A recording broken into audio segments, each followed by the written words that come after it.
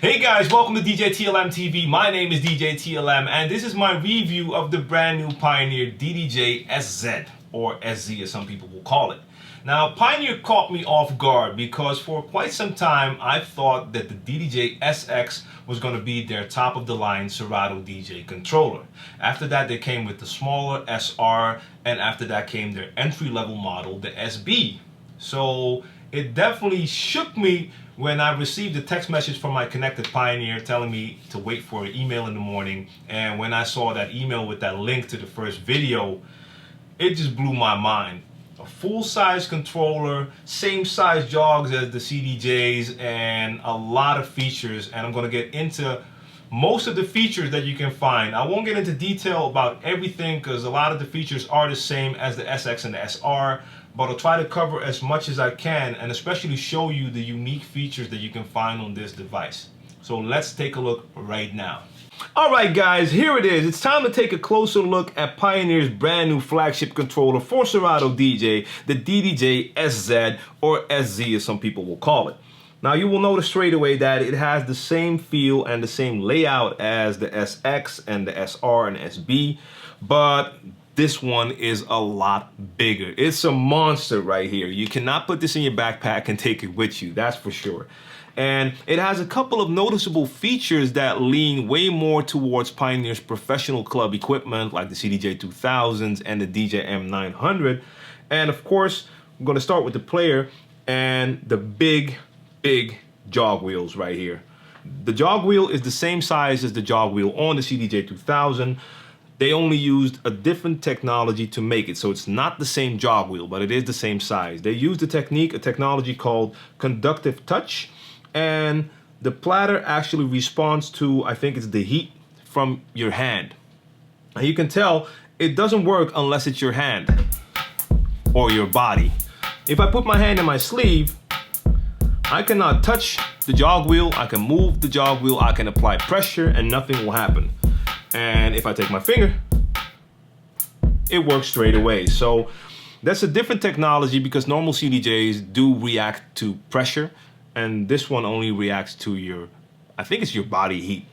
So to see which one would be better or respond faster, you would have to do an actual side-by-side comparison, and I don't have a 2000 and Nexus here right now, but I will say that this is without a doubt the best non-moving platter on a controller that I ever used, so I really like it. But the CDJ might still be a little bit sharper and respond a little bit better, but it could also be that the different technology they used needs a little time to get used to adapt to it, because I'm also used to a CDJ, so I do feel the difference.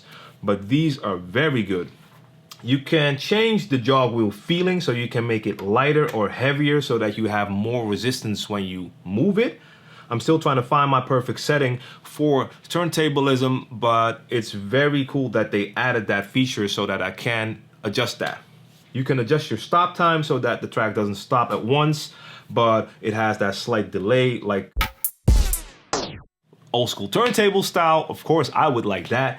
And they have the big rotary knob that you also find on the CDJ-2000 that you use to browse through your songs, and if you press it, then you load the song into your deck. Now, this one side controls two of the Serato DJ decks, so you have deck 2 and deck 4, and it will illuminate in a different color. So if you're on 2, blue, it will show you that it's blue, and 4 is white, and it will illuminate in white. So that's an extra visual marker to show you which deck you're using. Now, inside the jog wheel, you have the big display, and of course, the virtual sticker. That's my help always to show me where my sound begins. So I like that, and they also added a feature, and I'll rewind this. They added a feature which gives you sort of a countdown to your next cue point. So if your track is playing and I'm waiting for this cue point, I can now tell, okay, my cue point is about to hit. 1, 2, 1, 2, 3, and.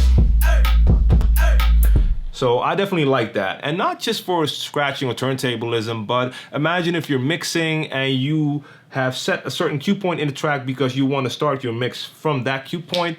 this will give you that countdown. So that can help you. That can definitely help you. Now, of course, some of the elements are the same as the SX and SR. They have the touch-sensitive pads at the bottom. You have your effects section at the top.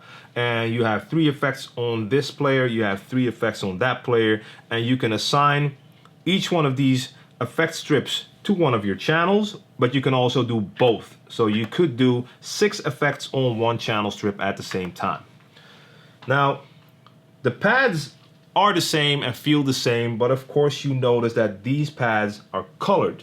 Now, colors are cool, colors look nice, but I don't really care about that. I do care about the fact that you can customize the color, because the color corresponds to the color of your cue points, but you can change the color to any of the, I think, 15 colors they have in their palette. All you do is press Control and click on your cue, and then it shows you the different colors. Now, the use that you can make of that is you can color code your cue points. Imagine if you always make your breaks and your first beat a certain color. Imagine I always make my first beats red and my breaks yellow. Some of my tracks might have 8 cue points, some might have 2. But instead of having to look at my computer to see which one of these 8s is the break, 8 is the break, I can see by looking at the color. And I can tell, okay, my first beat is whatever, red. There's my first beat, and there's my break. So it allows you to work faster and not depend so much on the computer, which is always a good thing if you can spend more time with the actual player.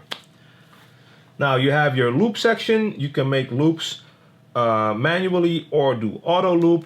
You have your sync button right there. You can also use slip mode, which can be pretty cool if you want to mess around with the platter a little bit, but not mess up the song.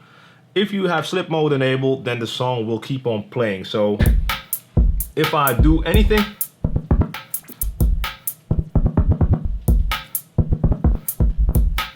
it will keep on playing. So of course what I did here was rubbish. It didn't mean anything, but I did that actually kind of on purpose because it shows you that whatever you do, the track will keep on playing. So if you want to experiment and you're playing in front of people, please turn slip mode on until you know that you're skilled enough to do that in an actual live setting without the slip mode.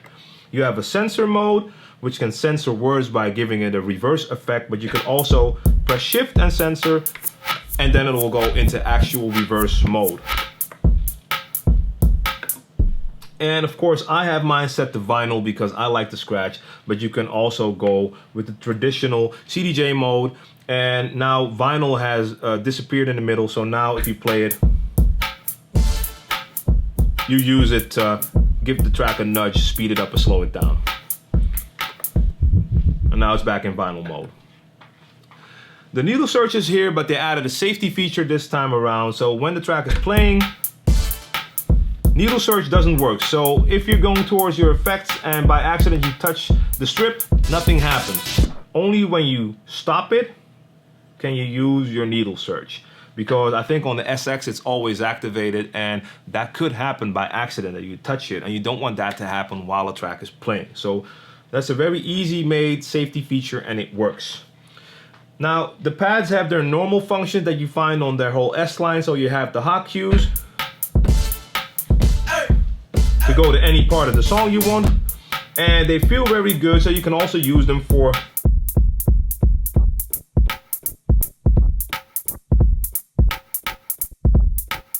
some finger drumming, whatever. You have your roll.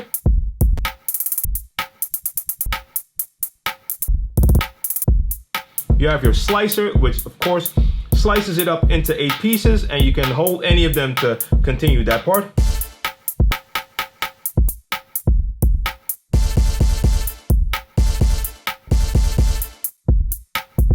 And you have your sampler, and it doesn't sample the music, but it plays samples that you load into sample banks in Serato DJ. And you have your dedicated sample volume button, which is always a good thing. But they put some secondary functions here.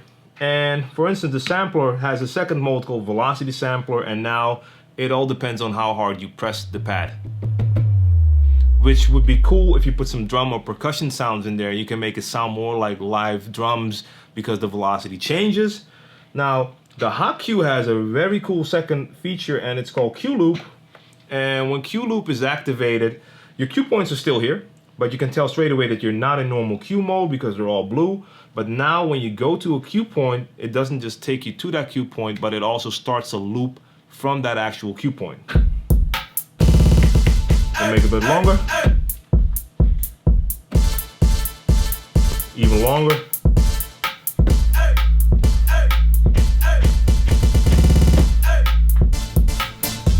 So that's a very nice feature. Now, under roll, they gave you a secondary function called saved loop. You can make loops in Serato DJ and you can save those loops. And with this function, you could recall those loops here, but I don't have any loops saved. So they added some nice secondary features, and some of those are pretty useful, like the hot cue, the cue loop. I really like that one. Now from the player, I'm gonna go to the mixer, and I'm calling these individual units because they are in one controller, but they are actually separate units, and you can tell they only have each have their own deck plate. They have their own circuitry going on inside, and this is not just the mix section of the controller, but it's an actual mixer. Like I said, this is an actual mixer, and just like the SX, it has an onboard sound card, which makes it an actual mixer. This one actually has two 24-bit internal sound cards. Now you can add equipment, so you can plug in 2 turntables and 2 CD players or 4 CD players, and the EQ works on those devices as well. So it doesn't just control what's going on in your software, it's an actual hardware mixer. The cool thing about this mixer is that they added some nice features that are almost like the ones you have on, for instance, the DJ-M900. Most noticeable, right here, you have your sound color effects. One of my favorite things about the Pioneer mixers, and they added my favorite sound color effect, which is the filter. That's the one I use the most on the DJ-M900, and now it's available on this unit.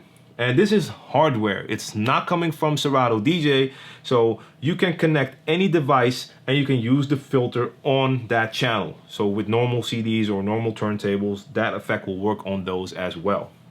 Now, if you're familiar with the filter, you already know what it is. Low pass or high pass. They added one called Jet.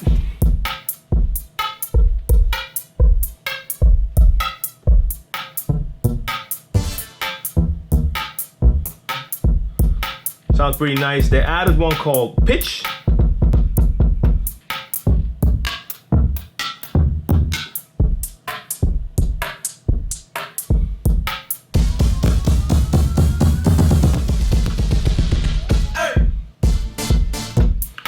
And the last one, and I'm happy they put that here, that's called the Echo. And it does, of course, what it says, Echo, but it's kind of like the new dub Echo that you have on the DJ-M900.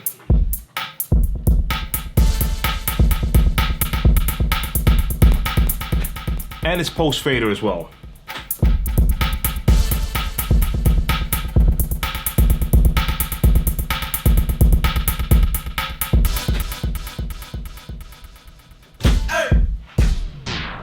So these are hardware effects, and they added a new section, and this is not even available on the DJ-M mixers, and they added this oscillator with 4 synthesized sounds inside the mixer, and this is a very cool addition. You have 4 sounds. The first one is noise. You have a cymbal. You have a siren.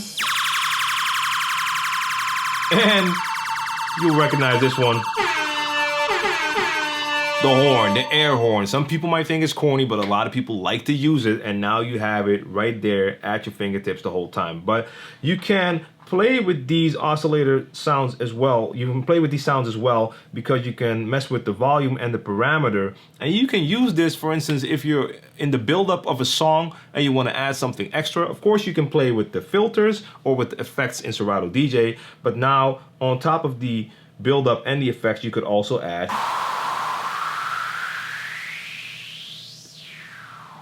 an effect like that, or play with the siren.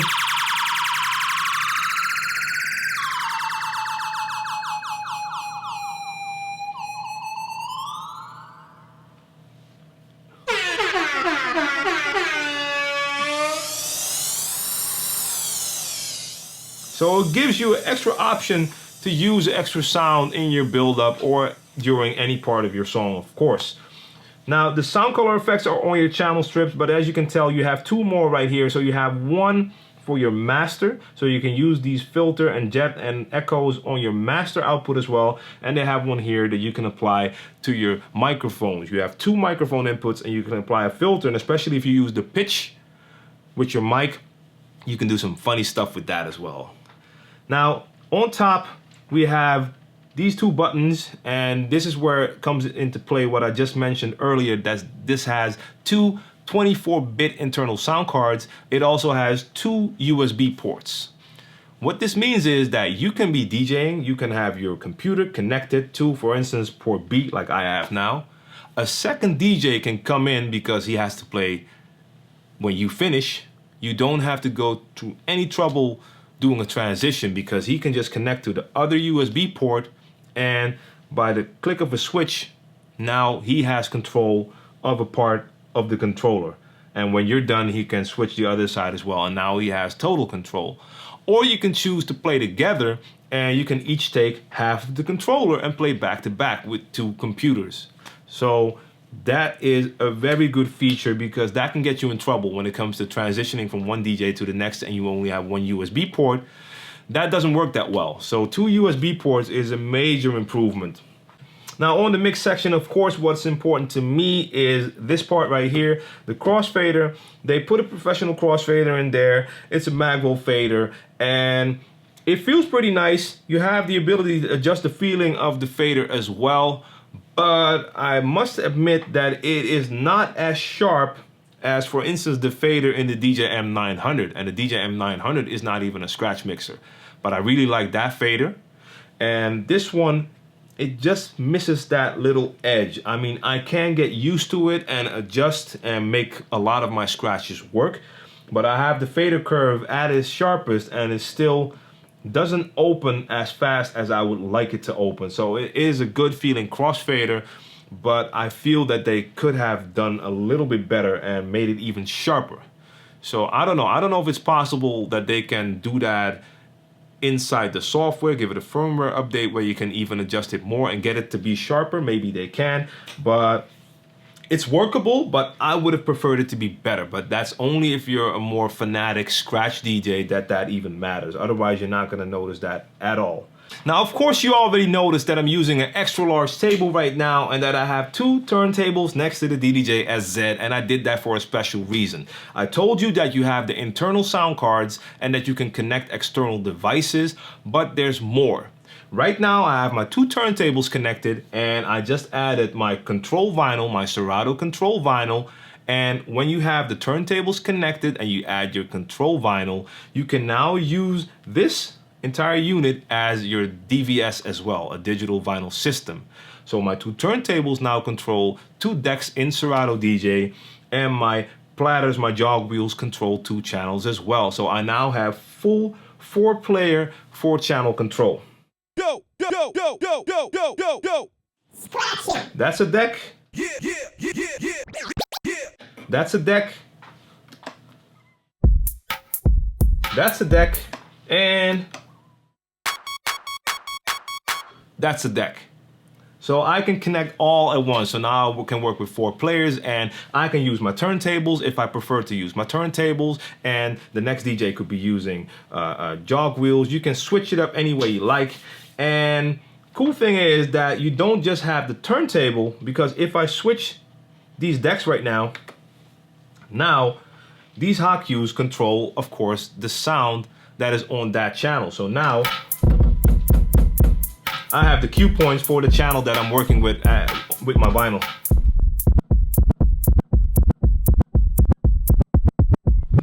And another thing you might notice, I'm using my turntable right now, but because I'm on that channel with the player, the display is actually corresponding with this player. So even if I don't have stickers on my vinyl, I could use this as my visual aid. So that's pretty funny. And I can use it to see when my cue points are coming, even though I'm using the turntable.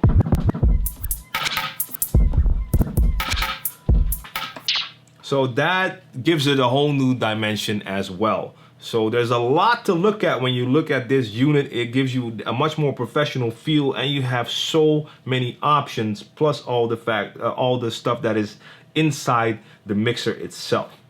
So guys, I hope this gives you a little more insight into what you can expect from the DDJ-SZ. I must say this is without a doubt one of the best controllers I have ever tried out. It has so many features. I love the fact that it's full size because it just gives you that more professional feel. And if you're used to a real DJ set, you like things to be a little bit bigger because it just corresponds more with the movement that I'm used to. So I love that. You have all the functions from Serato DJ at your fingertips, and of course you have all the extras that you get inside the mixer. The filter effect, which I love, so I love that that's in there, the whole sound color effects, the oscillator, the fact that you have the 2 USB ports so you could play with 2 DJs or at least make a smooth transition from one to the next DJ. A lot of things to think about. Of course, there is the price tag. This is not a cheap controller. It will run you about $2,000. So that's a lot of money. So is this for you? If you're just starting out and you're gonna get your first controller, probably not. You should start with the entry level. If you want to get into Serato DJ and use Pioneer, you should probably look at the SB or maybe the SR. If you're definitely more professional and this is something you really want to do but you don't have a lot of space, then the SX would be your best option. But if you want to have something that comes really close to what you can expect in the club, this is the unit, because of the fact that you're working with something that is almost the same as the equipment in the clubs. It has the same size jog wheel. The mixer has the same look and feel as the mixer that you're gonna find in the club. So this is something that can prepare you for working in the clubs. Now, of course, the best thing would be to get the actual equipment that you have in the club. But if you were to get 2 CDJ 2000 Nexus and a DJ M900, it will cost you more than twice the amount that you have to pay for this unit. So if you have the budget for that full professional setup, you can do that. If you don't have the budget but you do want to have that same feel of quality, this is a perfect unit. It has a lot of functions that are pretty useful and I really like it. You have to make that decision for yourself. It all depends on your budget, on what you want to do as a DJ, but now at least you know what you can expect from this unit. If you like this info, make sure that you click like, subscribe to the channel if you haven't done so already so you don't miss out on any of my future videos. Check DJTLMTV.com. If you have any questions, you can always send me an email, djtlmtv@djtlm.com, and I'll be back real soon. Peace out.